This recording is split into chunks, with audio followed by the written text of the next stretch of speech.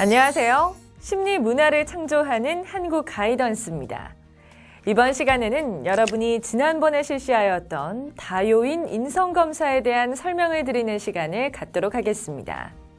검사를 실시하는 것도 중요하지만 검사에 대하여 잘 이해하고 활용하는 것이 더욱 중요하다고 할 수 있습니다.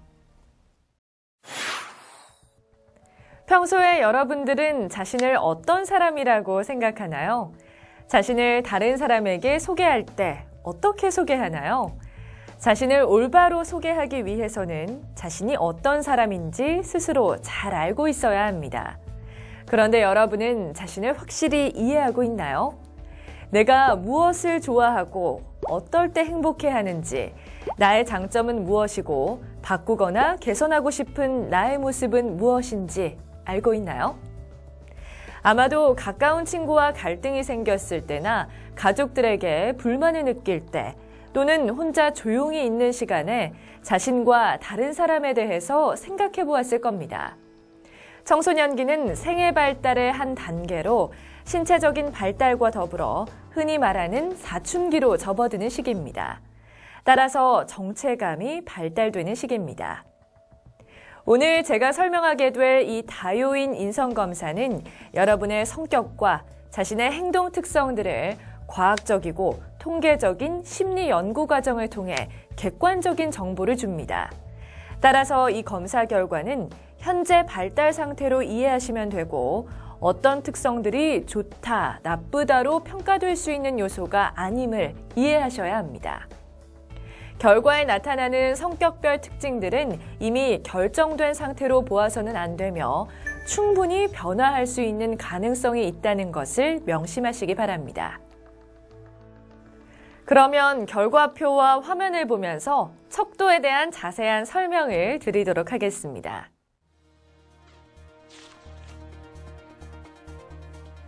다요인 인성검사에서 가장 주의 있게 보아야 할 척도는 무작위 반응, 즉 검사 신뢰도입니다.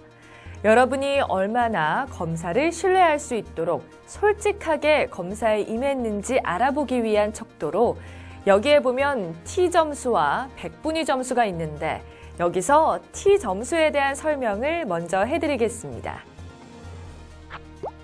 심리검사에서 주로 쓰이는 환산점수로 평균을 50점을 기준으로 하며 표준 편차를 10점으로 하는 점수 체계입니다. 이렇게 설명을 드리니 왠지 더 어렵게 느껴지시죠? 쉽게 설명드리면 T점수는 50점이 평균이고 40에서 60점 사이에 해당하는 점수가 보통 수준임을 의미하는 점수입니다. T점수가 높을수록 해당 특성들이 또래 학생들에 비해서 강하다는 것을 의미합니다. 즉, T점수가 70점이라면 또래 학생들에 비해서 상당히 높은 성향을 가지고 있다고 보면 됩니다. 100분위 점수는 전체를 100명으로 보고 100명을 일렬로 세워서 순번을 부여할 때 본인보다 뒤에 있는 학생의 숫자입니다. 즉, A 학생이 100분위 점수가 80이라면 A 학생보다 뒤에 있는 학생이 100명 중에 80명이라는 것입니다.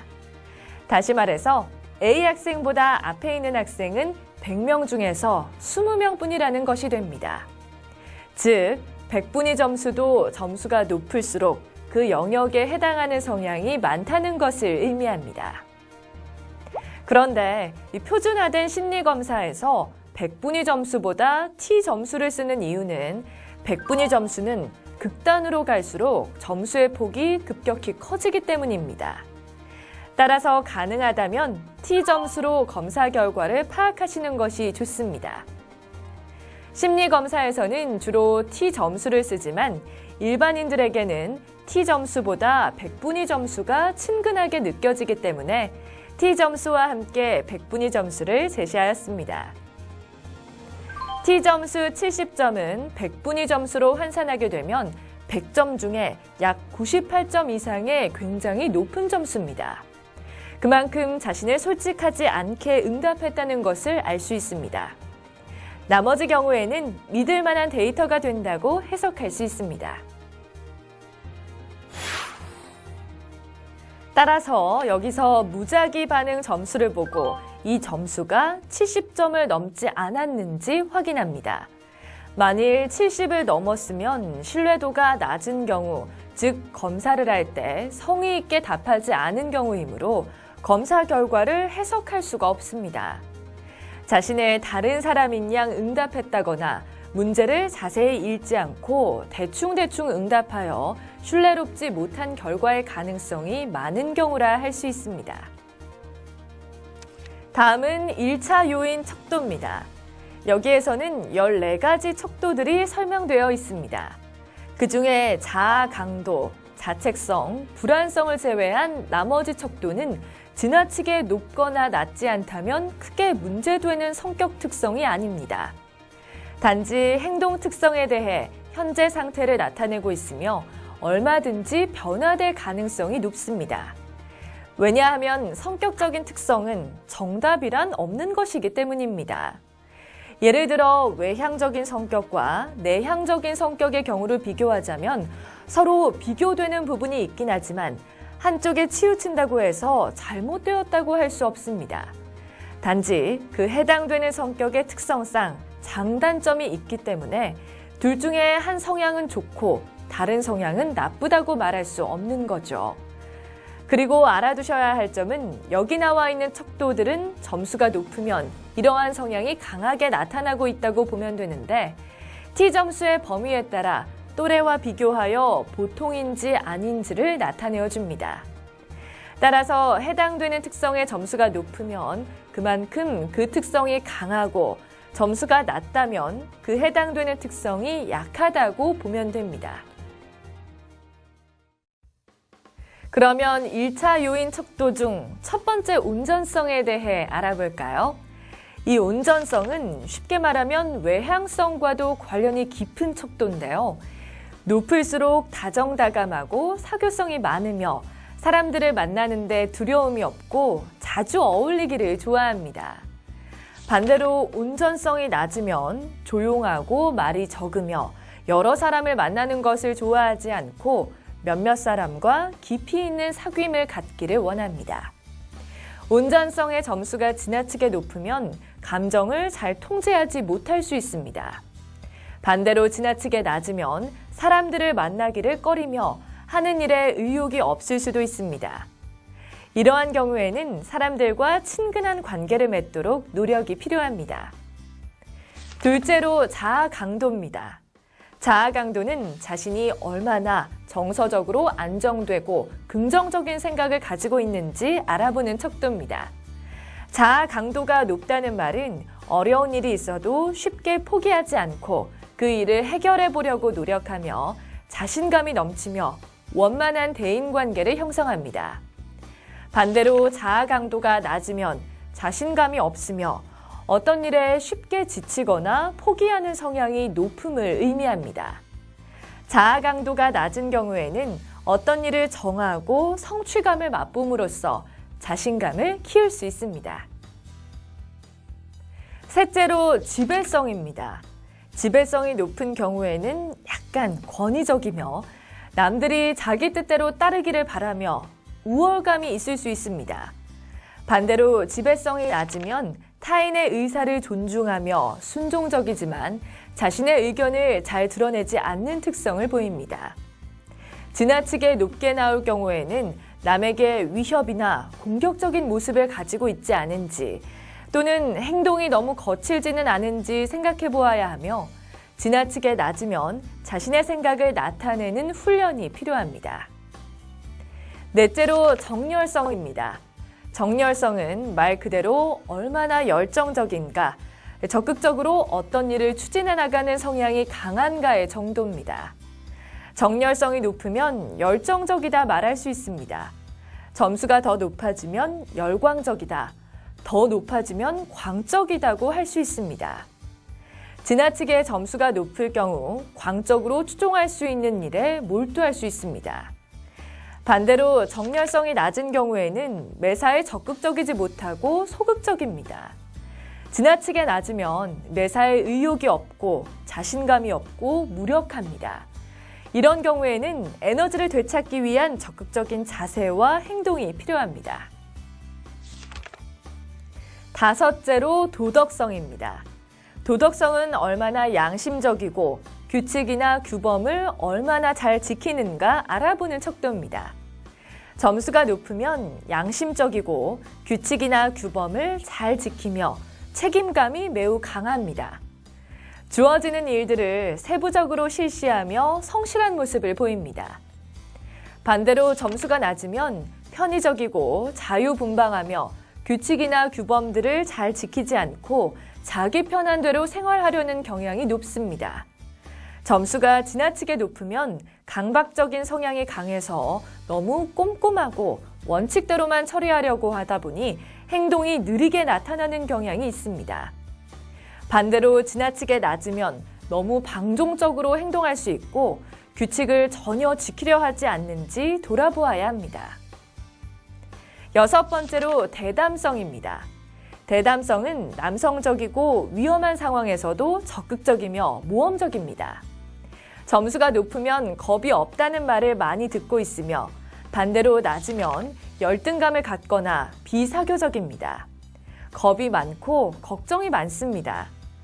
지나치게 높으면 혹시 폭력적인지 아닌지 생각해 보아야 합니다. 반대로 지나치게 낮으면 외로움을 느끼거나 신체적으로 힘든 상황에 놓여 있을 가능성이 많습니다. 겁이 많고 걱정이 많아 주변의 도움이나 상담을 통해 용기를 갖는 것이 좋습니다. 다음은 일곱 번째, 예민성입니다. 예민성이 높으면 정서적으로 민감하고 의존적이며 여성적인 성향이 강합니다. 또한 예술적인 측면이 강하고 분위기나 정서에 민감하게 반응합니다. 반대로 낮으면 정서적으로 안정되고 둔감한 편입니다. 지나치게 높으면 너무 감정적이어서 상처를 받기 쉽고 지나치게 낮으면 감정을 억압하고 억눌린 행동을 하지 않는지 생각해 보아야 합니다. 여덟 번째는 공상성입니다. 사고가 얼마나 열려 있는지 그렇지 않은지 알아보기 위한 영역입니다. 점수가 높으면 창의적이며 상상의 세계에 관심이 많습니다. 또한 추리 상상적이고 공상적입니다. 반대로 점수가 낮은 경우 지극히 현실적이고 깊이 생각하지 않고 피상적인 면이 있습니다. 지나치게 높으면 현실에 부적응할 수 있으며 지나치게 낮으면 삶이 지루하고 무미건조하며 창의적인 생각이 적어서 감정적으로 메말라 있을 수 있습니다. 아홉 번째는 실리성입니다. 실리성이 높으면 실용주의적이고 빈틈이 없고 이해 타산적입니다. 손해보는 행동을 잘 하지 않습니다. 반대로 낮으면 순진하고 다정하고 남에게 배려하는 마음이 높지만 분별력이 없고 감상적입니다. 지나치게 높으면 타인에 대해서 배려심이 매우 부족하여 대인관계가 어려울 수 있습니다. 너무 낮으면 세상 물정에 어둡고 사람들에게 이용당하기 쉽습니다. 열 번째는 자책성입니다. 자책성이 높으면 죄책감을 느끼는 정도가 높다는 의미인데 자기 확신이 부족하고 자기 비판적이며 부정적인 생각을 자주 품습니다. 반대로 낮으면 평온하고 자신감이 있으며 쾌활한 경향을 보입니다. 지나치게 높을 경우 자신을 매우 비하하고 우울감에 빠져 있을 가능성이 높습니다. 이럴 때 주변의 도움을 받을 필요가 있습니다.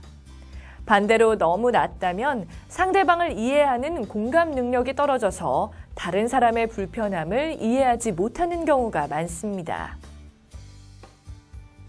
11번째는 진보성입니다. 얼마나 진취적인 경향이 있는지 알아볼 수 있으며 현실 인식 정도를 나타냅니다. 높은 경우 지적 해결 문제나 변화나 개혁에 대한 관심이 높고 이를 추구하는 경향이 높습니다. 반대로 낮은 경우에는 전통을 중시하고 변화를 싫어합니다. 그리고 분석적인 일에 관심이 적습니다. 지나치게 높으면 비판적이며 공격적이고 충돌적일 수 있습니다. 지나치게 낮으면 융통성이 부족하여 판단력, 통찰력이 부족할 수 있습니다. 12번째는 자기 결정성입니다. 의사를 결정할 때 자기 중심적인지 상대방 중심적인지 알 수 있습니다. 높으면 자기 중심적이고 혼자 결정하고 판단하는 경향이 높으며 낮으면 다른 사람들과 함께 의견 교환을 통하여 결정하기를 좋아합니다. 지나치게 높으면 너무 자기 주장이 강하여 상대적으로 고립될 수 있으며 타인과 함께하는 시간이 필요합니다. 반대로 지나치게 낮으면 남에게 의존하는 경향이 있어서 자기 주도적이지 않습니다. 13번째는 자기 통제성입니다. 얼마나 절제 있고 신중성이 있는지 알아보는 척도로 높으면 사회적인 지각을 가지고 신중하게 행동합니다. 반대로 낮으면 의지력이 약하고 주의가 산만하여 집중하기 어렵습니다. 인내하는 마음이 부족합니다. 지나치게 높으면 완벽주의 기질, 편집적 경향, 강박적일 수 있으며 여유가 없습니다. 반대로 지나치게 낮으면 스트레스에 약하며 충동과 불안에 대해서 통제하는 마음이 적습니다. 마지막으로 14번째는 불안성입니다. 정서가 안정적인지 그렇지 않은지 알아보는 척도입니다. 높으면 쉽게 긴장하고 불안해하며 좌절합니다. 반대로 낮은 경우 안정감이 높고 좌절감이 없습니다. 지나치게 높으면 불안장애가 있을 수 있으며 걱정이 많습니다. 지나치게 낮으면 긴장해하지 않고 너무 억압된 감정이 숨겨져 있을 수 있습니다.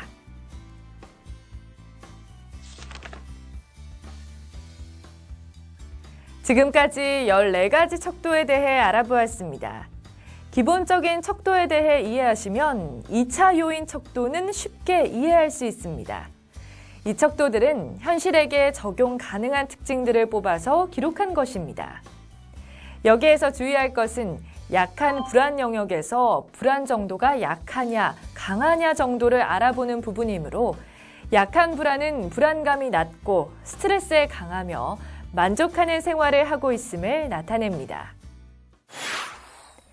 마지막으로 여러분의 결과에서 기본 척도 중에 여러 영역별과 연관된 요인별로 여러분의 어려움이나 특성을 알아볼 수 있습니다.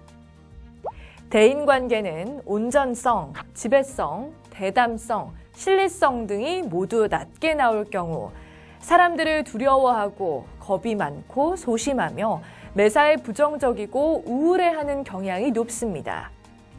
특히 정열성이 낮고 자책성, 불안성이 높은 경우에는 여러분이 고민하는 부분들을 혼자만 갖고 있지 말고 꼭 상담이나 주변의 도움을 통해 꼭 해결하시기 바랍니다. 그리고 도덕성이 너무 낮고 자책성이 높은 경우에는 혹시 규칙이나 규범들을 너무 지키지 않고 마음대로 행동하지는 않는지 스스로 생각해 보아야 합니다. 이상으로 각 척도에 대한 설명을 드렸습니다. 종합 소견을 참고하여 자신의 현재 성격 특성을 파악하고 자신의 강점과 약점을 잘 파악하여 자신의 올바르고 건강한 마음과 성격을 개발하도록 노력하여야 하겠습니다. 또한 여러분의 성격 특성에 맞는 직업이나 진로를 선택하는 데 있어서도 다요인 인성검사는 많은 도움을 드릴 수 있습니다. 지금까지 다요인 인성검사의 하위 요인과 활용 방안에 대해 알아봤는데요. 설명을 잘 들은 학생들은 자신의 결과에 대해서 잘 이해했을 텐데요. 하지만 시간이 지나면 또 기억이 잘 안 난다든지 또는 결과지를 잃어버리면 자신의 결과 내용을 기억하기란 쉽지 않겠죠? 그래서 한국 가이던스는 여러분들의 검사 결과를 인터넷으로 다시 확인할 수 있도록 개개인의 사이버방을 만들어 놓았습니다. 결과표 좌측 하단을 보면 접속 번호가 있을 것입니다. 이 접속 번호는 개인마다 고유한 번호가 부여되게 되며 이 접속 번호를 한국 가이던스 홈페이지에 있는 접속 번호 입력란에 입력하시면 자신의 결과를 확인할 수 있도록 무료로 지원이 되고 있으니 언제든지 가이던스 홈페이지를 활용하시기 바랍니다. 지금까지 다요인 인성검사에 대한 척도와 결과에 대한 설명을 해드렸습니다. 여러분의 성격에 대해 이해가 되었나요? 검사 결과를 올바로 이해하는 것도 중요하지만 이 결과를 바탕으로 자신을 더 아름답게 만들어가는 것도 중요하리라 생각합니다. 사람은 누구나 변화하고 완벽해질 수 없습니다. 완벽해지려고 노력하고 있을 뿐입니다. 자신을 이해하고 자신을 사랑하는 마음을 가진다면 여러분의 미래도 아름답고 더 행복해질 것입니다. 지금까지 들어주신 학생 여러분 수고하셨습니다. 감사합니다.